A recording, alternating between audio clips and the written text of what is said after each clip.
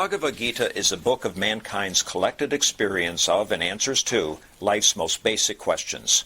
Who I am, from where do I come, what is my purpose and destiny, and most practically, how do I find happiness? These podcasts originate in the lectures of Neil Bhatt, a disciple of Swami Chinmayananda. They are presented here in 20 to 30-minute segments, each covering 3 of the Gita's 701 verses. Welcome to Gita Wisdom for Daily Living. We'll be now discussing Chapter 5, Karma Sanyasa Yoga, Yoga of True Renunciation. This chapter is also labeled as just Sanyasa Yoga in most Bhagavad Gita. So this is about Sanyasa Yoga. We have discussed Karma Yoga in Chapter 3. We discussed Yoga of Renunciation of Action in Knowledge, Gnana Karma Sanyasa Yoga in Chapter 4. Now we will be discussing Karma Sanyasa, Yoga of Renouncing Actions, or Sanyasa, Renunciation. So what we have seen so far in Bhagavad Gita, that Bhagavan has been constantly promoting action. Right from the beginning, in Chapter 2, when Bhagavan was addressing Arjuna about his situation, where Arjuna has decided that he does not want to act. He has obviously opted for inaction versus action, and in response to his request to guide him, Bhagavan said, you should act. So in Chapter 2, in verse 37, he says, Hatova prapsasi swargam jitva bhokshashe mahim tasmat uttista kaunteya krutanischaya. There is nothing for you to lose here. It's a win-win situation. If you act in this world for the fruits of actions. So this is our normal motivation, that I want to get something out of my action, and if I see it's a win-win situation, it becomes very easy to make the decision whether should I act or not. It is with the situation not clear whether it's a win-win, it's a win or lose situation. Then only I have to decide whether I act or not. So in win-win situation, it is something like my client calls me up and says, Neil, I have this property. Just tell me how many apartments can I build on this property. And at that point I know that it really doesn't matter whether I can come up with 80 apartments or 120 apartments. The project is mine. Therefore, it's a win-win situation for me. So I'll right away say, well, no problem, I'll get started. That's a no-brainer that I have to work on this because now I'm getting a new project. It's only there's a win-lose situation that I'm really conflicted. So when I'm submitting a proposal, it's a win-lose situation because I have competitors. I have to figure out whether my chances of winning are greater or my chances of losing are greater. If I come to the conclusion my chances of winning are greater, I certainly will engage into that action. If I come to the conclusion my chance of losing is greater, then I'll say, well, let's not pursue this. Okay. Thank you very much, but we have other things to do. In other words, our motivation is whether I'm going to win or lose. I'm going to get something out of it. Bhagavan said, even if that is your motivational force, you should act because action itself is always winning action. It's always a win-win situation when you act. It is only a losing situation when you do not act. I can only get something if I act. If I never act, I will never get anything out of it. The Bhagavan said, Hatova prapsasi swargam jitvava bhokshashe mahim. Every action will have a silver lining. Either you will win here or you will win some other place. My action today may not be the result I'm looking for. The same action will probably fructify at some other time in a different manner, which I may not even make a connection. So therefore Bhagavan said, Tasmat uttishta kaunteya yudhyaya krutanischaya. Make a resolve to fight this battle, to resolve to act in this battle. So Bhagavan has clearly told Arjuna to act. Time and again Bhagavan from Chapter 2 onwards told Arjuna what to do. So then he says, Sukha dukkha samaya kritva. How to make any situation a win-win situation? It may seem win or lose situation, but you can make it win-win situation if you Sukha dukkha samo kritva labha labha jayo jayai tato yudhyaya yujyasva Naivam papam avapsyasi. If you keep your mind balanced while acting and do not be concerned about whether I will lose or win, then you will never incur any sin. In other words, you will never lose. You will never lose by acting in this world. In the same chapter, from verses 47 to 50, he has given a clear path and clear instruction to Arjuna how to act and why to act. Karmani eva adhikaraste. Your right is to act, nothing else. Therefore he says, Ma karma phal hetu bahu. Never act just for the result, because that's a losing situation. When you say, I want to do this for this, you are setting yourself for a failure, and therefore he said, Ma karma phal hetu bahu mate sanghatu akarmani, but any situation never get attached to inaction. So there is no confusion in Bhagavan's instruction to Arjuna so far. But he also came back in the same sequence of verses and said, Durena hi avaram karma buddhi yoga dhananjaya. Action is inferior than buddhi yoga. And that's confusing for Arjuna. So then he said, yoga karmasu kaushalam. When you act in this world with dexterity, that's buddhi yoga. It continues in chapter 3 to give him what is the field of action you should choose, and say yagnarthat karma kaunteya. Do action for yagna. And that will never be binding to you.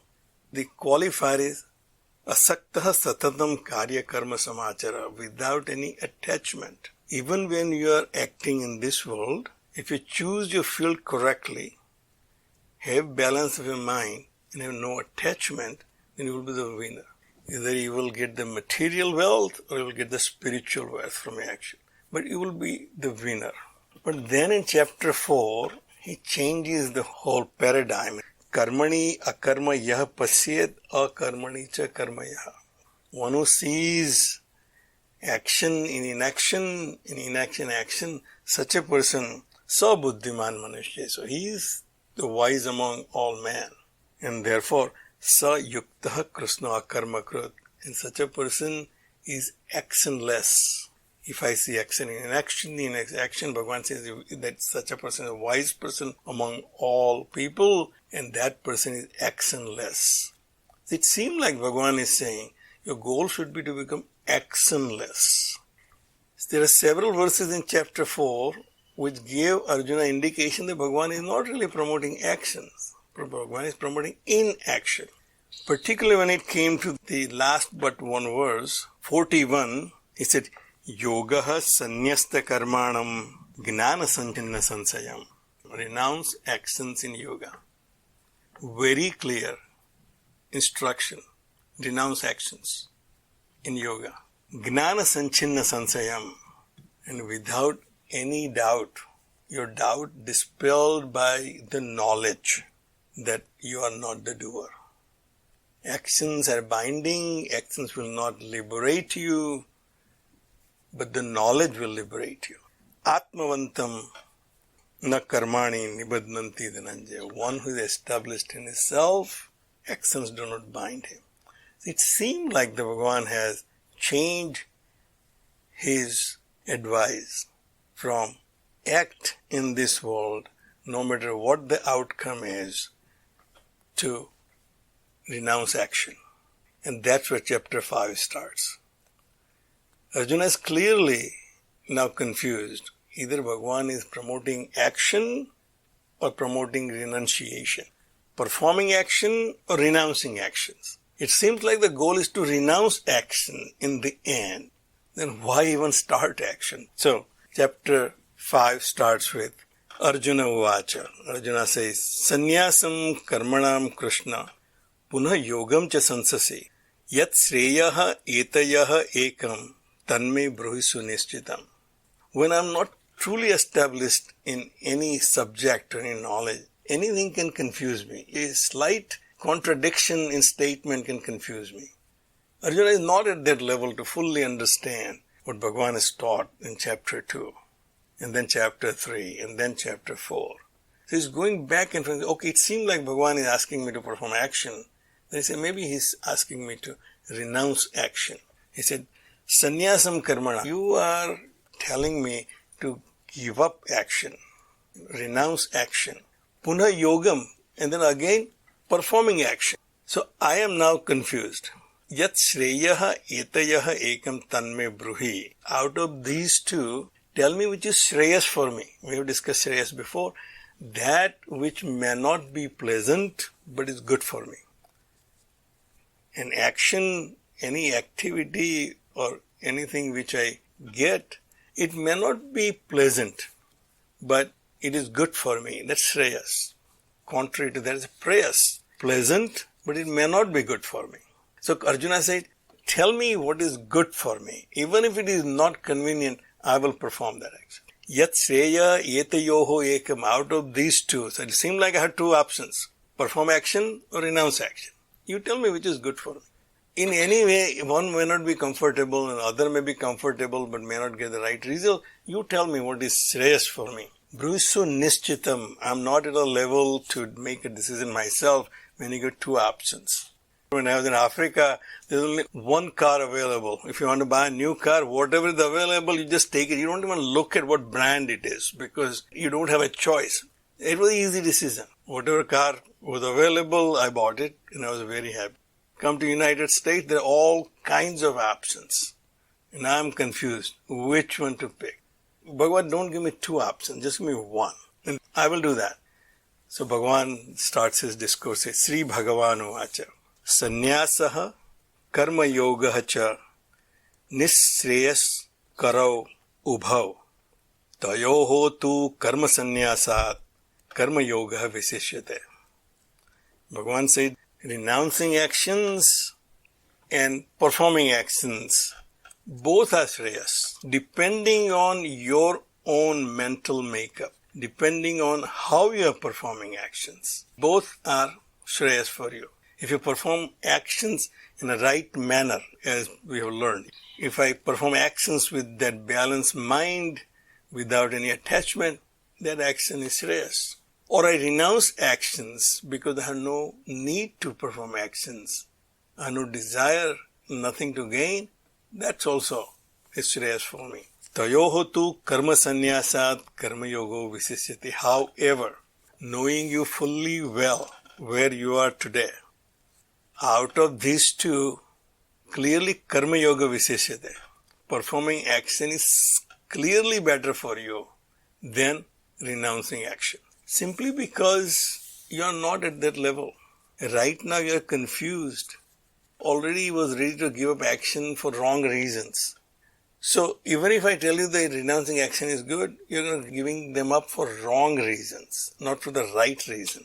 So when I'm not established in yoga, I have to perform actions to purify my mind and intellect, and that will lead me to the liberation. So Bhagavan said, for you, karma yoga viseshyate, karma is clearly superior than renouncing action. Bhagavan said, gneyaha saha nitya sannyasi, yah na dvesti na kankshati. So here comes the definition of a sannyasi. Confusion up till now for Arjuna was, sannyasi is the one who has given up action. Now this is how we also look at it. When I was not involved in Chinmaya mission, I knew that sannyasi means he doesn't do anything. One who has given up job, given up family, and left for Himalayas, that means he's not performing any action. So he's a sannyasi. And I am not a sannyasi because I have a job, I have a family, so I'm a grihasthi. So we had a clear distinction in our mind. One who is performing action is a grihasthi, one who is not performing action is a sannyasi. But then when I somehow got associated with Chinmaya mission, I realized that Swamis actually have to work much harder than us. They also don't have as much freedom as I have. I can decide what I want to eat in the morning for breakfast, and what I want to eat for lunch, and what I want to eat for dinner. They don't have that luxury. Whatever people come and serve them, they eat that. They have odd hours they have to work because they have to meet other people's schedules. So becoming a sannyasi is actually more work when you really look at it that way.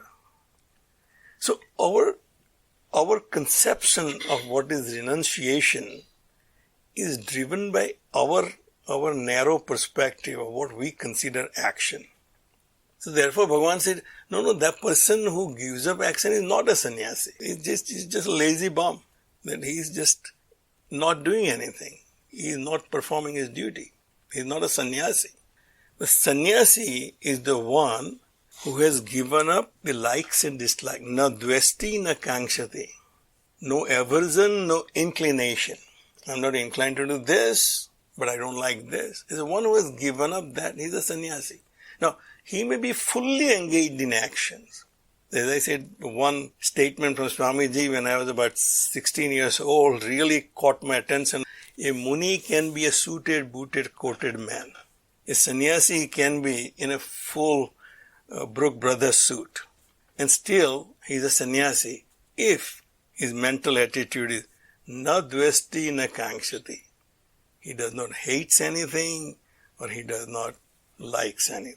He is balanced in his dealing with this world. In his action, he is not driven by success and failure. He is driven by motivation of just performing action because they ought to be done. Therefore, Bhagavan says, Niradvandva hi mahabaho sukham bandhat pramuchyate. Such a person is not bound by his action. He never feels bound by anything. Niradvandvaha, because he is beyond pairs of opposites. It is, I feel dejected because I expected to win, but I lose. But if I knew right from the beginning and prepared myself to say, winning or losing is not in my hand. I'm doing what I'm doing. Results will come depending on the outer situation which is not in my control. Then I become nirdvandva. I'll accept whatever comes at Bhagavan Prasad and move on to the next thing. Nirdvandva hi mahava. One who has become that nirdvandva, beyond pairs of opposite. He is not swayed by the success or failure, happiness or unhappiness, sukha or dukkha. Such a person is sukham bandhat pramuchyate. He is always in a state of sukha and he is freed from all bondages. So Bhagavan says the sannyasi is the one who has freed himself from this bondage of duality and now performing his action without having the sense of agency. So as we have seen, Bhagavan has raised bar. First he said if you are performing action for your own ego to get something, it is fine because action will get you result. Then he said if once you decide to act, keep in mind that results will not be in your hand. So give up the desire for the fruits and then you will be free. And then in the end in chapter 4 he said, give the agency that I am the doer and you will be free. So Bhagavan said, such a person who has given up this agency, he has given up a particular anticipation for the results of his action. He is always free. Sukham bandhat pramuchyate. He is liberated from all his actions. We'll stop right here. If you find this podcast helpful, please support it by donating any amount by going to the episode's website at neilbhatt.podbean.com or at chinmayarichmond.org. Thank you. Om Sarve Bhavantu Sukhina Sarve Santu Niramayaha Sarve Bhadrani Pashyantu Ma Kaschid Dukkha Bhag Bhave. Om Shantihi Shantihi Shantihi. Harihi Om. Shri Gurubhyo Namaha. Harihi Om.